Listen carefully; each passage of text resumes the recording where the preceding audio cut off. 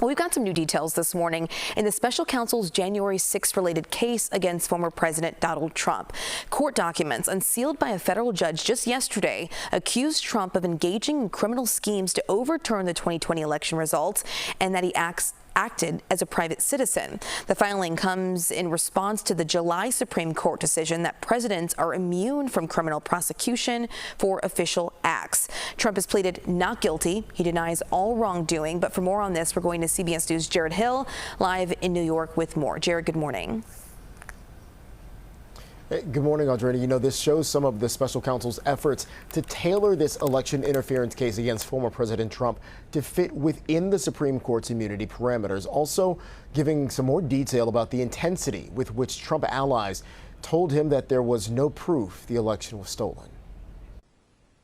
New revelations in former President Donald Trump's federal election interference case. Special counsel Jack Smith, in a filing unsealed by a judge, alleges Trump resorted to crimes to try and stay in office nearly 4 years ago. We will never concede. The 165-page brief is part of the special counsel's attempt to salvage the case after last summer's Supreme Court ruling that presidents have immunity for official acts. The special prosecutor is trying to establish that his evidence shows that this was all private conduct that is charged here. According to the brief, then Vice President Mike Pence had warned Trump at least 9 times to give up his fight to stop the certification of the 2020 election results. Still, prosecutors argue Trump went ahead with an alleged pressure campaign on Pence. I hope Mike is going to do the right thing. The court documents allege that when Trump was told Pence was in danger on January 6th, he replied, "So what?" And that when his advisors asked him to issue a message to calm the crowd and stop the riot,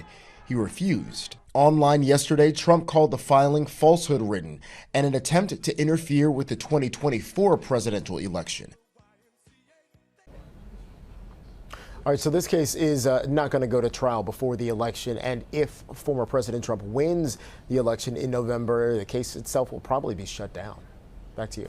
All right, Jared Hill with those details live for us in New York. Thank you so much.